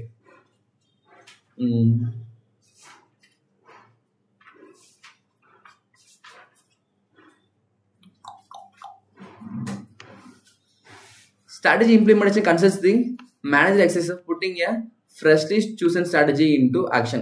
so என்ன சொல்றாங்க, ஸ்ட்ராட்டஜி இம்ப்ளிமெண்டேஷன் எதை கன்சர்ன் பண்ணியிருக்குன்னா, மேனேஜர் வந்து இப்போ ஃப்ரெஷ்ஷாக வந்து ஒரு ஸ்ட்ராட்டஜியை வந்து சூஸ் பண்ணி வச்சிருக்காங்க, அந்த ஸ்ட்ராட்டஜியை ஆக்ஷனில் வைக்கிறாங்க. ஸோ அதான் வந்து implementation. It deals with the manager exercise of supervising the ongoing portion of strategy, making it work, improving the competence with which it is executed, showing measurable progress in achieving the targeted result. Strategy implementation concerned with translating a strategic decision into action, which presupposes that the decision itself was made with some thought being given to feasibility and acceptability. So generally வந்து strategy implementation என்ன சொல்றாங்க, top லெவலில் make பண்ண strategy decision plans எல்லாத்தையுமே வந்து ஆக்ஷன்ஸ்ல கொண்டு வரது தான் வந்து strategy implementation. சரியா, அதுக்கு வந்து எக்ஸாக்டா ஒரு வேர்டு மட்டும் பார்த்து சென்டென்ஸ் மட்டும் பார்த்து மேக் பண்ணி வச்சுக்கோங்க, அவ்வளவுதான். strategy implementation அதே தான் எல்லா பக்கம் ரிப்பீட் பண்ணிக்கோங்க.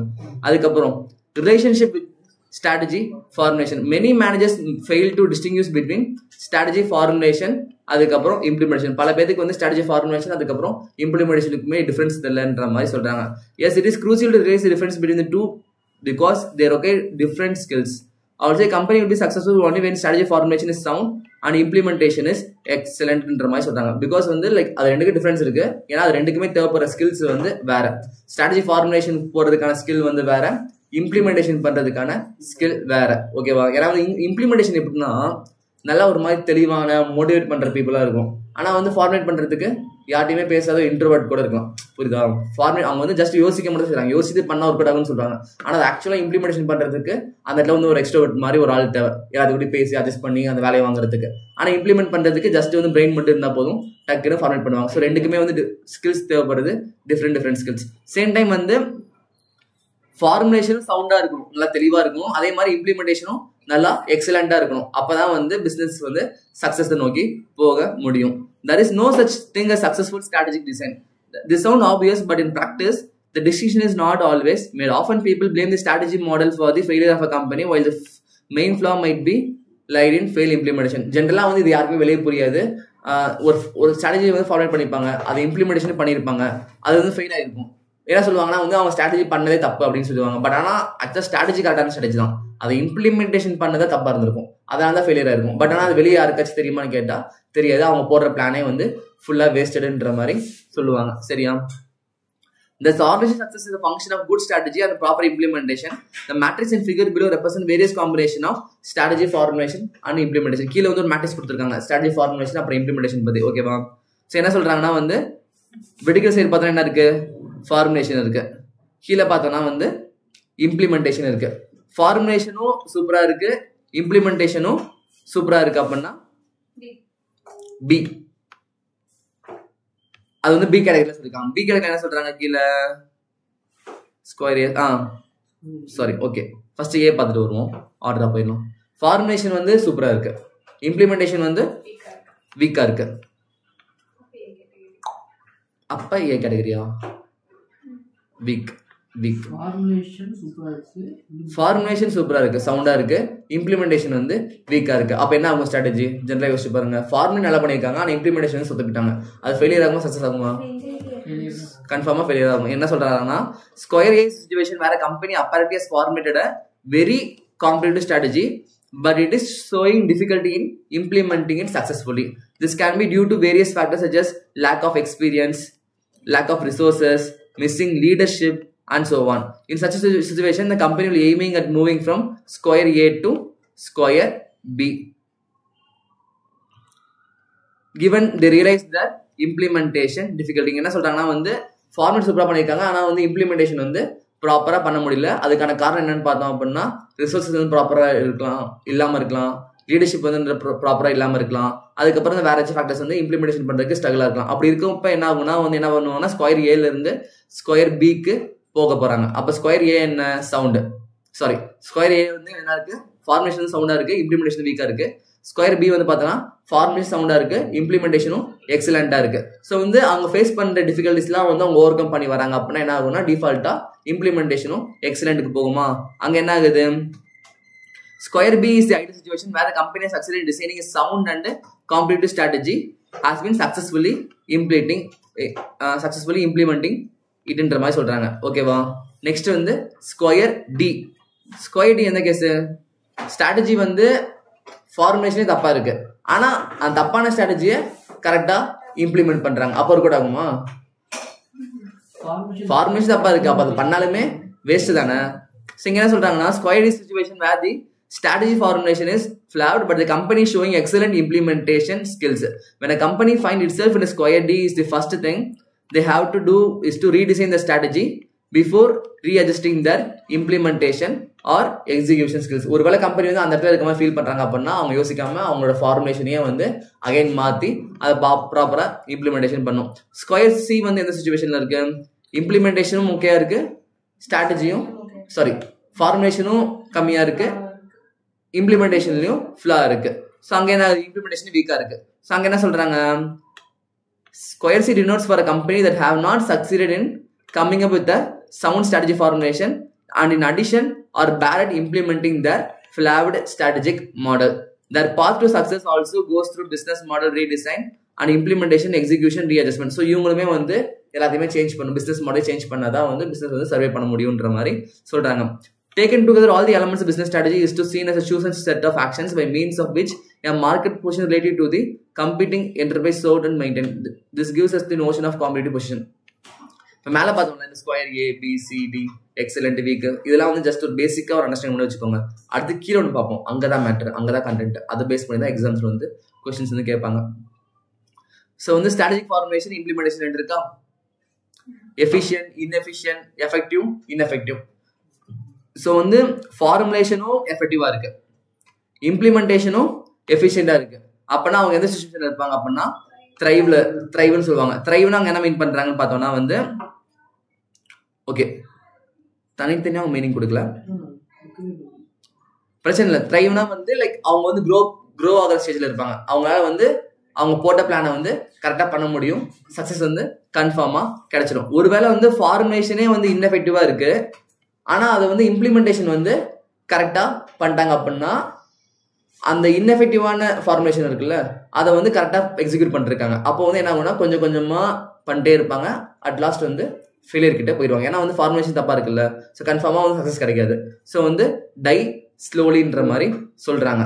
ஆனா ஒருவேளை வந்து ஃபார்முலேஷன் சூப்பரா இருக்கு, ஆனா இம்ப்ளிமெண்டேஷன் பண்றது சரியில்லை அப்படின்னா ஸோ அட் லாஸ்ட் வந்து ரிசல்ட் வந்து கன்ஃபார்மா அட்டைன் பண்ணிடுவாங்க.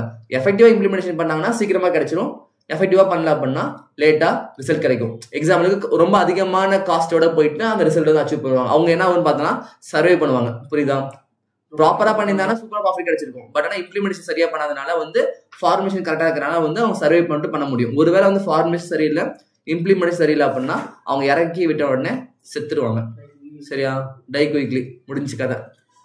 ஸோ வந்து இந்த கீழே கொடுத்தது எல்லாமே அப்படிதான் இருக்கும், அதை ஃபுல்லா வந்து படிச்சு பார்த்துக்கோங்க.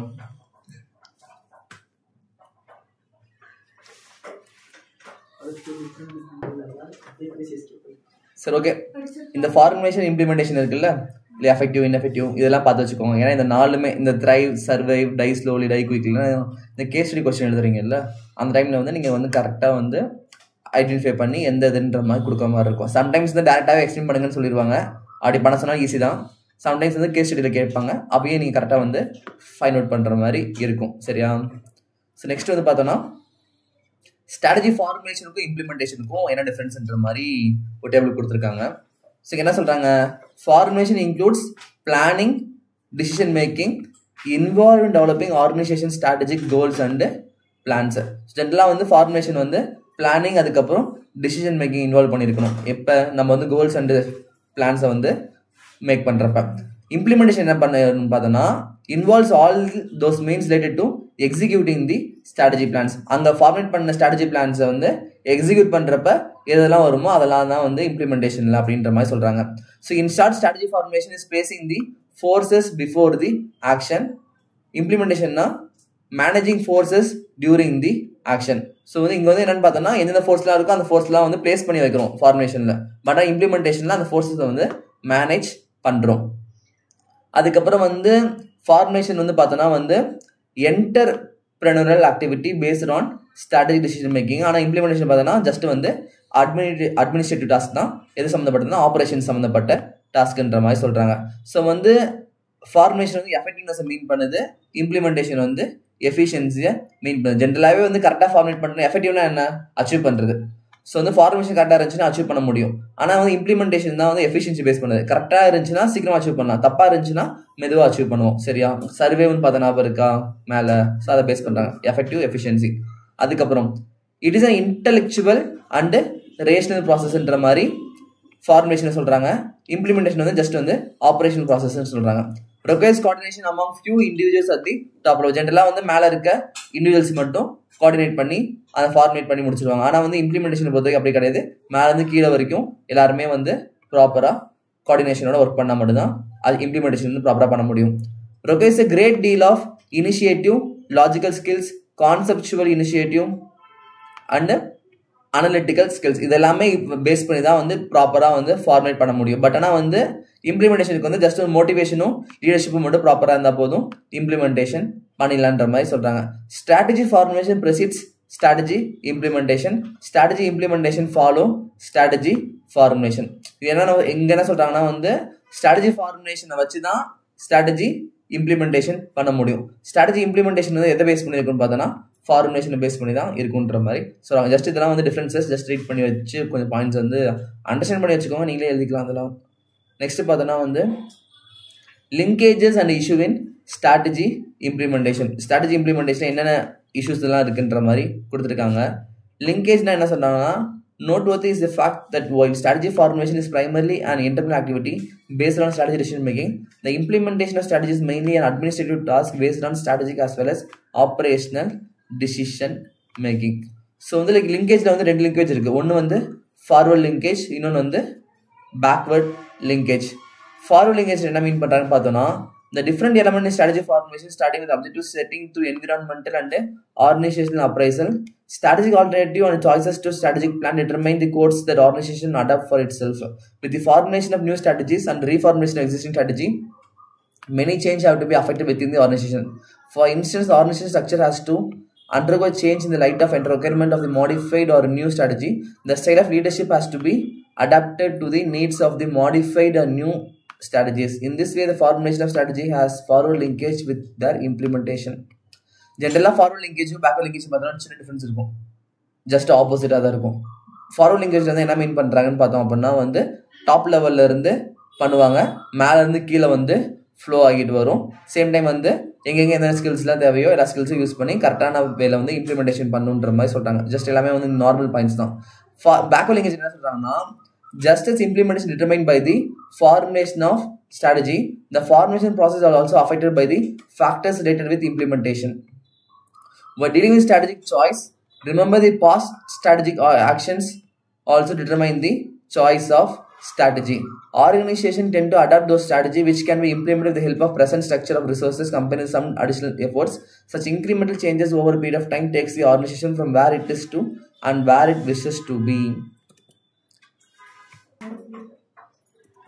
ஸோ எப்படி வந்து இம்ப்ளிமெண்டேஷன் வந்து ஃபார்முலேஷன் டிபெண்ட் பண்ணியிருக்கோ அதே மாதிரி ஃபார்முலேஷனும் வந்து இம்ப்ளிமெண்டேஷனை டிபெண்ட் பண்ணியிருக்கிறது தான் பேக்வர்ட் லிங்கேஜ். ஃபார்வர்ட் லிங்கேஜ் என்ன சொல்கிறான், நான் ப்ராப்பராக பண்ணுற ஃபார்முலேஷன் தான் வந்து ப்ராப்பரான இம்ப்ளிமெண்டேஷனுக்கு காரணமாக இருக்குன்ற மாதிரி சொல்கிறோமா. சேம் டைம் பேக்வர்ட் லிங்கேஜ் என்ன மீன் பண்ணுறான் அப்படின்னா justice implementation determine by the formulation. எப்படி வந்து இம்ப்ளிமெண்டேஷன் வந்து ஃபார்முலேஷன் டிபெண்ட் பண்ணியிருக்கோ அதே மாதிரி ஃபார்முலேஷன் ப்ராசஸுமே வந்து இம்ப்ளிமெண்டேஷனால அஃபெக்ட் ஆகியிருக்கும். எப்படின்னா வந்து based on past experiences, implementation பண்ண ஸ்ட்ராட்டஜி அதெல்லாம் பேஸ் பண்ணி அங்கே என்னென்ன தப்பு நடந்துச்சோ அதை அந்த இம்ப்ளிமெண்டேஷனோட ஸ்டெப்ஸ்லாம் வந்து ஒரு ஒரு ஒரு மெஷராக வச்சுக்கிட்டு ஃபார்மேட் பண்ணுறப்பே வந்து நம்ம கரெக்டாக பண்ணணுன்றது தான் இந்த பேக்வர்ட் லிங்கேஜில் அவங்க மீன் பண்ணுறது. ஓகேவா? நெக்ஸ்ட் வந்து பார்த்தோன்னா இஷ்யூஸ் இன் ஸ்ட்ராட்டஜி இம்ப்ளிமெண்டேஷன். ஸ்ட்ராட்டஜியில் வந்து என்னென்ன இம்ப்ளிமெண்டேஷன் பண்ணுறப்ப என்னென்ன வந்து இஷ்யூஸ் இருக்குன்ற மாதிரி கொடுத்துருக்காங்க.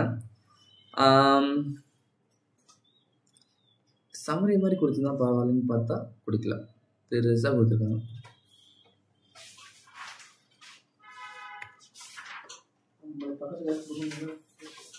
சரி, ஓகே, டக்குன்னு படிப்போம். This section focuses on the various issues involved in implementation of the strategies. The different issues involved in strategy implementation cover practically everything that is included in the discipline of management study. A strategist therefore has to bring a wide range of knowledge, skills, attitude and ability. The implementation task put to the test strategy ability to allocate resources, design organization structure, formulate functional policies and to provide strategic leadership. So generally பார்த்தோன்னா implementation வரப்போ இந்த organisation structure எப்படி இருக்கணும், அது எவ்வளோ resource தேவைப்படும், என்னென்ன functions follow பண்ணணும், என்னென்ன பாலிசிஸ் ஃபாலோ பண்ணணும், இது எல்லாமே வந்து இம்ப்ளிமெண்டேஷன் பண்ணுறப்ப நம்ம சம் ஆஃப் தி இஷ்யூஸாக வந்து கன்சிடர் பண்ணுறாங்க. ஸோ வந்து இங்கே பார்த்தோன்னா வந்து strategic plan devised by the organisation proposes the manner in which strategy could be put into action. The strategies by themselves not lead to action. They are in sense a statement of intent. Implementation tasks are meant to realize the intent. Strategies therefore have to be activated through implementation.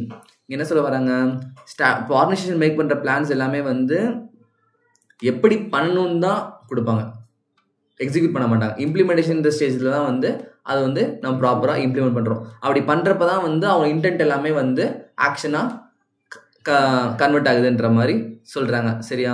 The strategies will lead to formation of different kinds of programs. Programs என்னன்னு பார்த்தோம் நினைத்தியே நம்ம programs, அந்த program வேறு இந்த program வேறு. சரியா? ஒன்று அது கூட திங்க் பண்ணக்கூடாது. ஸோ வந்து strategies will lead to formation of different kinds of programs. A program is a broad term which includes goals, policies, procedures, rules and steps to be taken in putting a plan into action. ஒரு பிளானை வந்து ஆக்ஷனுக்கு கொண்டு வரப்ப அந்த program தான் வந்து இந்த மாதிரி எல்லா ஃபேக்டர்ஸும் இன்க்ளூட் பண்ணியிருக்கோம். அதை பேஸ் பண்ணி நம்ம ஒன்றா பண்ணுவோன்ற மாதிரி சொல்கிறாங்க. ஆக்சுவலாக பெரிய டிஃப்ரென்ஸ் கிடையாது. அங்கே வந்து ப்ரோக்ராம்ஸ் ஜென்ரலாக ப்ரொசீஜர்ஸை மீன் பண்ணும், பட் இங்கே வந்து கோல்ஸ்லேருந்து ஆக்ஷன் வந்து எல்லாத்தையுமே வந்து மீன் பண்ணுறாங்க. Programmes are usually supported by funds allocated for plan implementation. Program leads to the formulation of project. A project is a highly specific program for which time, schedule and cost are predetermined. So என்ன சொல்றாங்க, program வந்து ஒரு highly specific task, அதில் வந்து time schedule அடுத்து என்னென்ன பண்ணணுன்ற மாதிரி எல்லாமே வந்து ப்ரீடிட்டர்மைண்டாக இருக்கும். It requires allocation of funds based on capital budgeting by organisation. அதில் தான் வந்து லைக் இந்த ப்ரோக்ராம் முடிக்கிறதுக்கு எவ்வளோ ஃபண்ட்ஸ் தேவைப்படும் அப்படின்றது டிசைட் பண்ணுவாங்க. The research and development program may consist of several projects, each of which is intended to be achieve a specific and limited objective. Okay, separate allocation of funds and is to be completed within a set time schedule. So ஜென்ரலாக வந்து அதுக்கு time limit இருக்கும், funds தேவைப்படும், task இருக்கும், procedures இருக்கும், அது எல்லாமே follow பண்ணி அது கொடுத்த டாஸ்க்கை வந்து முடிப்பாங்க. The implementation of strategy is not limited to formation of plans, programmes and projects. So வந்து இம்ப்ளிமெண்டேஷனா வந்து பிளான் போடுறது, ப்ரோக்ராம் மேக் பண்ணுறது, அதுக்கப்புறம் ப்ராஜெக்டை ஃபோக்கஸ் பண்ணுறது மட்டும் இம்ப்ளிமெண்டேஷன் கிடையாது. The project will also require resources. After resources have been provided, it will be essential to see that proper organization structure is designed, systems are installed, functional policies are devised and various bigger inputs are provided so that plans may work. So என்ன சொல்கிறாங்கன்னா வந்து plan, program, project இதெல்லாம் வந்து make பண்ணால் மட்டும் implementation ஓவரான்னு கேட்டால் கிடையாது. Once வந்து அதை மேக் பண்ணதுக்கப்புறம் ப்ராப்பராக அது வந்து டிசைன் பண்ணியிருக்கணும், ஸ்ட்ரக்சர் உருவாக்கியிருக்கணும், ப்ராப்பராக இன்ஸ்டால் பண்ணியிருக்கணும், அதுக்கப்புறம் வந்து அதுக்கு தேவையான பாலிசிஸ் எல்லாமே வந்து அந்த இடத்துல வந்து நம்ம இம்ப்ளிமெண்ட் பண்ணியிருக்கணும். அதுக்கப்புறம் வந்து வேறு ஏதாச்சும் அட்ஜஸ்ட்மெண்ட் வேணும், வேறு ஏதாச்சும் இம்ப்ளிமெண்டேஷன் பண்ணணும், வேறு ஏதாச்சும் கண்ட்ரோல் அந்த இனிஷியேட் பண்ணணும், இது எல்லாமே பண்ணாதான் ப்ராப்பரான இம்ப்ளிமெண்டேஷன் அவங்க சொல்கிறாங்க. சரியா? So given below in sequential manner the issue in strategy implementation which are to be considered. Project implementation first எடுத்தோன்னே, அதுக்கப்புறம் அது ப்ராஜெக்ட் இம்ப்ளிமெண்டேஷன் பண்ணதுக்கப்புறம் அதுக்கு தேவையான ப்ரொசீஜரை வந்து இம்ப்ளிமெண்ட் பண்ணுறாங்க. ப்ரொசீஜர் பண்ணதுக்கப்புறம் அதுக்கு தேவையான ரிசோர்ஸஸ் வந்து அலோகேட் பண்ணுறாங்க. அதுக்கப்புறம் ஸ்ட்ரக்சர், எந்த மாதிரி ஸ்ட்ரக்சர் யூஸ் பண்ணுறாங்க, அதுக்கப்புறம் ஃபங்க்ஷன்ஸ், பிஹேவியர், இது எல்லாமே வந்து இம்ப்ளிமெண்டேஷன் கீழே தான் கவர் ஆகுதுன்ற மாதிரி சொல்லுவாங்க. ஜஸ்ட் ஒன்று மட்டும் ப்ராஜெக்ட் இம்ப்ளிமெண்ட் பண்ணால் ஓவரான்னு கேட்ட கிடையாது. அதுக்கப்புறம் வர ப்ரொசீஜர்லேருந்து, பிஹேவியர்லேருந்து, ரிசோர்ஸ்லேருந்து எல்லாமே வந்து ப்ராப்பராக பண்ணால் மட்டும்தான் கம்ப்ளீட் ஆகும். It should be noted that the sequence does not mean that each of the above activities are necessarily performed one after another. The many activities can be performed simultaneously and certain other activities may be repeated over time, and there are activities which are performed only once. Thus, there can be overlapping or changes in the order in which the activities are performed. So, மேலே கொடுத்துருக்க சீக்வன்ஸில் தான் எல்லா ஆக்டிவிட்டியும் perform பண்ணுவோம்னு கேட்டால் கிடையாது. Sometimes வந்து ஒன்று பண்ணுறப்ப இன்னொன்று வந்து கூட சேர்ந்து பண்ணுற மாதிரி இருக்கும். சம்டைம்ஸ் வந்து ஒன்று பண்ணி முடிச்சதுக்கப்போ இன்னொன்று பண்ணுற மாதிரி இருக்கும். சம்டைம்ஸ் வந்து ஒரு சில ஆக்டிவிட்டி ஒரு டைம் தான் பர்ஃபார்ம் பண்ணுற மாதிரி இருக்கும், ஒரு சில ஆக்டிவிட்டி வந்து டே 1லேருந்து டே எண்ட் வரைக்கும் மல்டிபிள் டைம்ஸ் வந்து பர்ஃபார்ம் பண்ணுற மாதிரி இருக்கும். அது அவங்களோட பிஸ்னஸ் நேச்சரை பொறுத்து மாறுன்ற மாதிரி சொல்கிறாங்க. In all, but the smallest organization, the transition from strategy formulation to strategy implementation occurred, shifting responsibility from strategists to divisional and functional managers. The implementation problem can arise because of the shifting responsibility, especially strategy decision comes as surprise to middle and lower level managers. The manager employer motivated more by perceived self-interest than by organizational interest unless the two coincide. Therefore, it is essential that divisional functional managers be involved as much as possible in the strategy formulation process.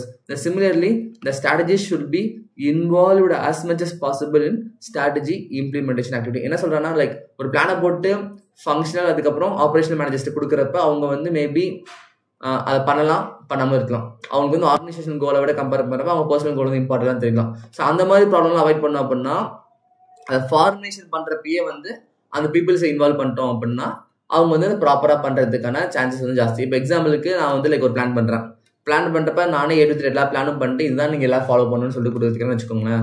அப்போ வந்து நீங்கள் வந்து maybe கம்ஃபர்டபுளாக feel பண்ணலாம், இல்லை feel பண்ணாமல் இருக்கும். அவர் சொல்லி நான் பண்ணுமான்னு கூட நினைக்கலாம். ஆனால் அந்த பிளான் மேக் பண்ணுறப்பயே உங்கள் எல்லாத்தையும் உள்ள இன்வால்வ் பண்ணி நீங்களும் ஒரு ஐடியா கொடுத்து பிளான் மேக் பண்ணுறேன்னு வச்சுக்கோங்க. அதுக்கப்புறம் அதை எக்ஸிக்யூட் பண்ண போகிறோம்னா சிவகே எல்லாம் சேர்ந்து என்ன பண்ணணும்னு சொல்லிட்டு எக்ஸிக்யூஷன் வந்து வேறு மாதிரி இருக்குமா. ஸோ அந்த டிஃப்ரென்ஸ் தான் வந்து மீன் பண்ணுறாங்க. ஸோ லைக் ஜென்ரலாக வந்து அவங்களுமே வந்து ஸ்ட்ராட்டஜி ஃபார்மேஷன் இன்க்ளூட் பண்ணிட்டோம் அப்படின்னா இந்த மாதிரி ப்ராப்ளம்ஸ் வந்து ஓவர் கம் பண்ணிக்கலாம். நெக்ஸ்ட் வந்து management issue central to strategy implementation include establishing annual objective, devising policies, allocating resources, altering an existing organization structure, restructuring, re-engineering, revised reward and incentive plans, minimizing resistance to change, developing a strategy supportive culture, adapting production operation process, developing an effective human resource system, and if necessary downsizing. The management changes are necessarily more extensive when strategy to be implemented move from a firm new direction. இதெல்லாம் சும்மா normal terms தான், நீங்களே அப்படியே சும்மா read கொடுத்துக்கோங்க. But ஜென்ரலாக இவ்வளோதான், என்னென்ன இஷ்யூஸ் இருக்குன்ற மாதிரி சொல்லியிருக்காங்க. வேர்டிங்ஸ் வந்து பார்த்துக்கோங்க. அதுக்கப்புறம் ஸ்ட்ராட்டஜி சேஞ்ச் த்ரூ டிஜிட்டல் டிரான்ஸ்ஃபர்மேஷன்னால ஸ்ட்ராட்டஜி வந்து எப்படி சேஞ்ச் ஆயிருக்குன்றது தான் next heading. The organizations are being pushed harder than ever to shift digitally in order to stay competitive. The digital transformation, however, may be difficult and complicated process. To guarantee that project for digital transformation effective, the change management is crucial. We will now examine change management function in the digital transformation. Since வந்து டிஜிட்டலைஸ்லாம் இப்போ வந்துச்சு, இப்போ ரீசெண்டாக கொஞ்சம் டேஸில் வந்துச்சு. ஆனால் work பண்ணுற எம்ப்ளாயிஸ்லாம் வந்து பல வருஷமாக ஒர்க் பண்ணிருக்கோங்க. இதனால வந்து எப்படி வந்து டிஜிட்டலாக ஒர்க் பண்ணணும்னே தெரியாதவங்க. பட் ஆனால் இப்போ வந்து நம்ம மொத்த கம்பெனியுமே வந்து டிஜிட்டலாக மாத்திரம் அப்படின்னா அப்போ என்ன ஆகும், அவங்களுக்கு வந்து ப்ரெஷர் ஆகும். புதுசாக வந்து அந்த ரிசர்ச் கற்றுக்கிட்டு இம்ப்ளிமெண்டேஷன் பண்ணுறதுல அவங்களுக்கு வந்து கொஞ்சம் டிஃபிகல்ட்டிஸ் ஃபேஸ் பண்ணுவாங்க.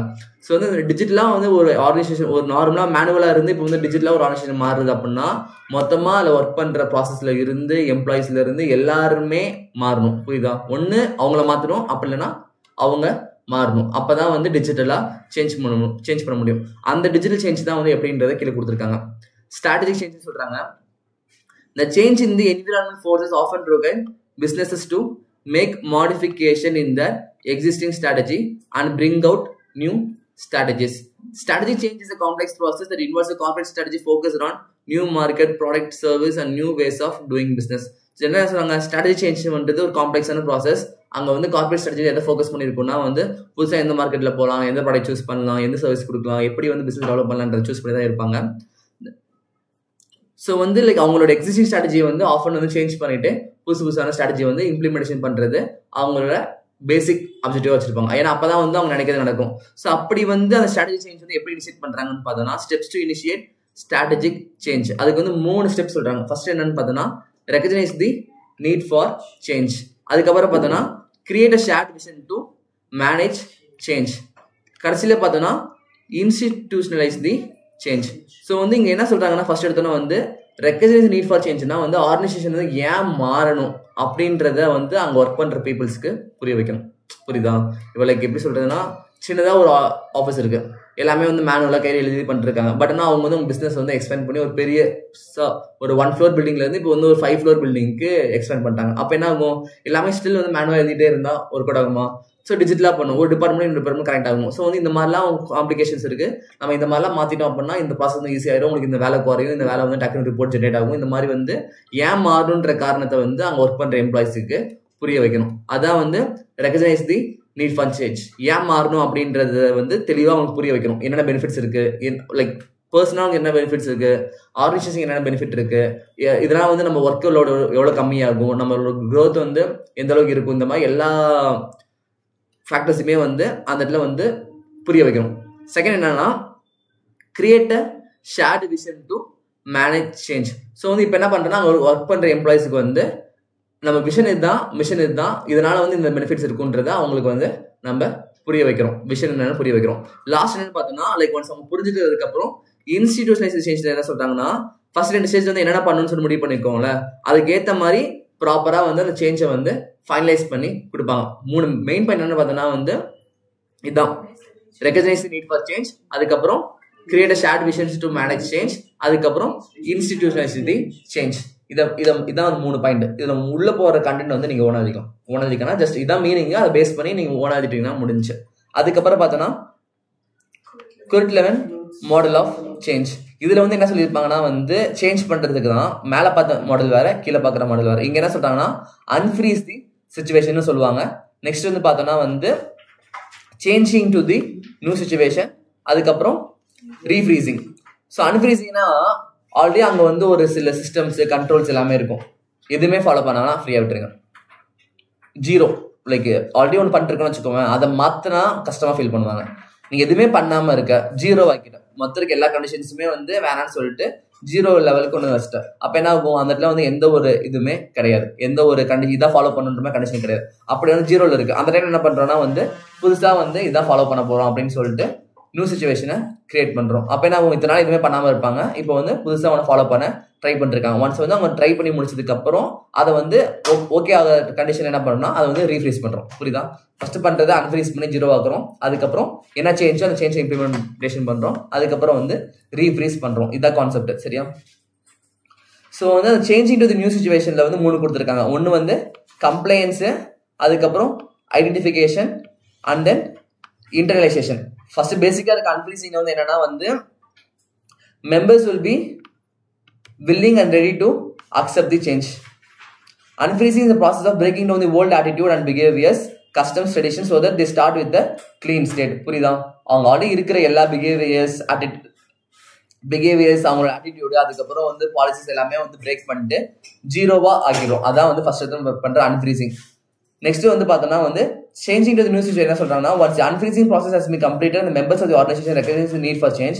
once வந்து அதுல மெம்பர்ஸ்லாம் வந்து ஏன் நம்ம சேஞ்ச் ஆகணுன்ற நீடை வந்து அனலைஸ் பண்ணிட்டாங்க, ரெகக்னைஸ் பண்ணிட்டாங்க அப்படின்னா அவங்களோட பிஹேவியர் பேட்டர்ன்ஸ்லாம் இருக்கும்ல, அது எல்லாமே வந்து கம்பெனி டுவர்ட்ஸா மாறும். நியூ பேட்டர்ன்ஸை வந்து அவங்க வந்து அடாப்ட் பண்ண ட்ரை பண்ணுவாங்க.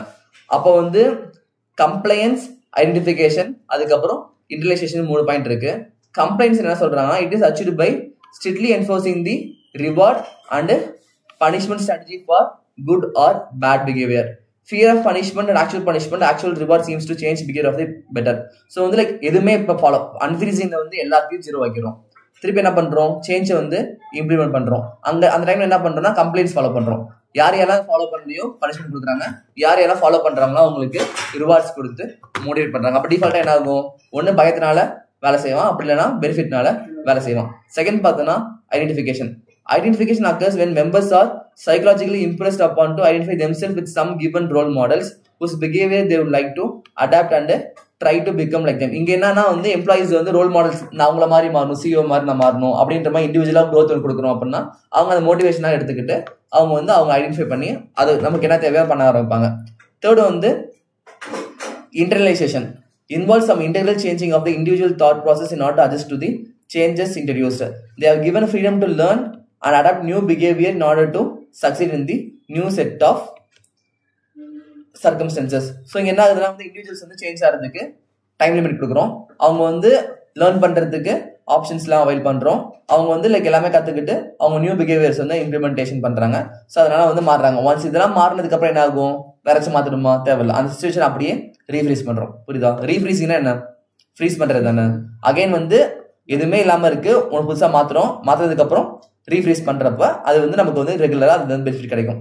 ஸோ நெக்ஸ்ட் பார்த்தோன்னா change process not a one time application but a continuous process due to dynamism and ever changing environment. The process of unfreezing, changing and refreezing is cyclical one and remain continuously in action. So வந்து சேஞ்சுன்றது one time process கிடையாது. Environment change ஆகிறப்ப மாறிட்டே இருக்கும். Over time environment change ஆகிறப்ப இந்த process வந்து திருப்பி நம்ம வந்து பண்ணணுன்ற மாதிரி சொல்கிறாங்க. ஹவு டஸ் டிஜிட்டல் டிரான்ஸ்ஃபர்மேஷன் ஒர்க்குன்ற மாதிரி கொடுத்துருக்காங்க. So how does change management work, the role of change management in digital transformation, change management strategy for digital transformation. Oh, being at the top, ensure changes both necessary and decide, reduce disruptions. சாமி இந்த chapter நிறைய இருக்குப்பா. ஆனால் இதுவும் 10 mark தான். இதுக்கு முன்னாடி ஒரு இன்டர்வியூ பார்த்தோம்ல, சின்ன சாப்டராக தெரிஞ்சா அதுவும் 10 மார்க் தான். ஸ்ட்ராட்டஜி சாய்ஸும் சின்ன சாப்டராக இருந்துச்சா அதுவும் 10 மார்க் தான். ஆனால் இது வந்து 10 மார்க்னாலுமே பேஜஸ் ஜாஸ்தி, ஆனால் 10 மார்க் இருக்கிறதுல கஷ்டம்லாம் கிடையாது, ஈஸி தான். ஸோ லைக் ஸ்ட்ராட்டஜிக் மேனேஜ்மெண்ட்லாம் வந்து எந்த ஒரு சாப்டருமே வந்து ஆப்ஷனில் விட்டுற மாதிரிலாம் பிளான் பண்ணுவீங்க. அதுக்கு 50 மார்க்குமே வந்து க்ரூசியல் கேட்டிருக்கு. ஸோ லைக் அது ஏன்னா ஃபர்ஸ்ட் சாப்டர் 5 தான் மாடிஃபிகேஷன் ஜாஸ்தி, புதுசாக ஸ்ட்ராட்டஜிஸ்லாம் உள்ளே கொடுத்துருக்காங்க, பாயிண்ட்ஸும் அதிகமாக ஆட் பண்ணியிருக்காங்க. ஸோ லைக் வந்து ஸ்ட்ராட்டஜிக் மேனேஜ்மெண்ட்டே ஆப்ஷன் வைக்காதீங்க, அது வந்து ஸ்கோரிங் சப்ஜெக்ட். 50 மார்க்கில் வந்து ஈஸியாக 40 மேலே எடுக்க முடியும். இந்த ஒரு புக்கை வந்து நீங்கள் ப்ராப்பராக படித்து ஒவ்வொரு பேஜை ரீட் பண்ணிங்க அப்படின்னா ஷுவராக வந்து 40க்கு மேலே எடுக்க முடியும். அப்போ அப்படியே வந்து எஃப்எம்மும் ஆக்சுவலாக ஈஸி தான். எஃப்எம்ல வந்து கொஞ்சம் அங்கங்கே டஃப்பாக இருக்கும், பட் ஆனால் அது புரிஞ்சுட்டிங்கன்னா ஈஸி. ஸோ வந்து இந்த பேப்பர்லாம் வந்து ஸ்கோரிங் பேப்பர், இதுலலாம் ஸ்கோர் பண்ணால் தான் ஆடிட்லலாம் எஸ்கேப் ஆவீங்க. பிகாஸ் வந்து ஆடிட் வந்து கஷ்டமான சப்ஜெக்ட் கிடையாது, ஆனால் கரெக்டாக நீங்கள் கொடுக்கணும். அவன் என்ன கேட்குறான்றது புரிஞ்சு கொடுக்கணும். இந்த எக்ஸாம்லயே இந்த பேப்பர் எழுத முடிஞ்சா எழுதுங்க. அப்போ அடுத்த 2 பேப்பர் வந்து அடுத்த அட்டெம்ப்ட்ல எழுதும்போது இந்த மார்க்கும் டோட்டல் பண்ணிப்பாங்க. இதுல வந்து ஒரு வேளை 60க்கு மேல எடுத்துட்டேன்னு வச்சுக்கோங்க, உனக்கு வந்து எக்ஸாம் பேப்பர் அப்போ வந்து டிஃபால்ட்டா உனக்கு 90 மார்க் தான் வேணும். நீ அடுத்ததா எழுதுறப்ப 2 பேப்பர் எழுதுவியா, அந்த 2 பேப்பர் எழுதுறப்ப இதுல வந்து ஒரு 45, அதுல ஒரு 45, இதுல ஒரு 50, அதுல ஒரு 40 அப்படி எடுத்தாலுமே நீ வந்து கிளியர் ஆயிடலாம். அதெல்லாம் வந்து ஆக்சுவலா ஒரு பெனிஃபிட் தான். லைக் ஜென்ரலாக வந்து உனக்கு அந்த மாதிரி ஐடியா இருக்கு அப்படின்னா இப்போ யோசிக்காம குரூப் 1 எழுதுறீங்கள, எழுதி முடிச்சதுக்கப்புறம் 7 நாள் உட்காந்து ராப்பாக்கலாம் பேப்பர் படிச்சேன், இதில் வந்து 60+ ஸ்கோர் பண்ணிக்கிட்டீங்கன்னா குரூப் 2 வந்து ஷுவராக அடுத்த அட்டெம்ப்ட்ல கிளியர் பண்ணிட முடியும். ஸ்ட்ராட்டஜி தான் நீங்கள் ஃபாலோ பண்ணுறதுல தான் இருக்கு. ஆனால் ஒருவேளை எக்ஸாம் முடிச்சதுக்கப்புறம் சரி ஓகே வீடு மொத்தமாக எழுதிக்கலாம் அப்படின்னு நினச்சிங்கன்னா அதுவும் உங்கள் ஸ்ட்ராட்டஜி தான், அது வந்து டிபெண்ட்ஸ். நான் ஆக்சுவலாக வந்து நான் இப்போ வந்து எக்ஸாம்ஷன் வந்து ட்ரை பண்ண மாட்டேன். நான் வந்து எப்படின்னா எல்லாமே படிப்பேன், எல்லாமே படிச்சு ஆவரேஜாக வந்து 48, 55, அது 60 மேலே எடுப்பேன்னு கேட்டால் எடுக்க மாட்டேன். பட் 40 கீழே எடுத்து ஃபெயில் ஆகுதுன்னு கேட்டால் அதுவும் சான்ஸ் கிடையாது. பிகாஸ் வந்து நான் படிச்சது வந்து என்னை வந்து 40 மேலே எடுக்க வச்சிடும். ஆனால் 60 மார்க் எடுக்கிற அளவுக்கு தெளிவாக படிச்சேன்னு கேட்டால் அந்த தெளிவாக படிக்க மாட்டேன், மேலோட்டமாக எல்லாமே படிச்சுட்டு போவேன். ஸோ வந்து கன்ஃபார்மாக தெரியும் 40ல இருந்து ஒரு 55 தான் பேசாமல் எனக்கே தெரியும். ஸோ நான் 3 பேருமே ஒன்றா எழுதினா மட்டும்தான் அக்ரிகேட் வந்து பாஸ் பண்ண முடியும். ஸோ டிபெண்ட்ஸ், ஒவ்வொருத்தரும் ஒரு ஸ்ட்ராட்டஜி யூஸ் பண்ணுவாங்க. ஸோ முடியும்னா அந்த மாதிரி ட்ரை பண்ணுங்க. எக்ஸாம் கொடுக்குறப்ப அப்ளை 2 குரூப்புக்கு அப்ளை பண்ணிருங்க. ஏன்னா எக்ஸாம் ஃபீஸ் மட்டும் தான் போகும், எவ்வளோ செலவு பண்ணுறீங்க, டெய்லி ஹாஸ்டல் ஃபீஸ் ஃபுட்டுன்னு ஆகிட்டு தான் இருக்கு. ஸோ யோசிக்காம 2 குரூப் அப்ளை பண்ணுங்க. டே நீ இல்லடா இல்லை உங்க 2 பேருக்கு சொல்றேன். லைக் 2 குரூப் அப்ளை பண்ணுங்க, அப்ளை பண்ணி முடிச்சுட்டு வேணா லாஸ்ட் பேப்பர் தான் அந்த மாதிரி ட்ரை பண்ணி பாருங்க, சான்சஸ் வந்து ஜாஸ்தி பண்ண முடியும். ஒரு சின்ன பிரேக் அப்புறம் பார்க்கலாம்.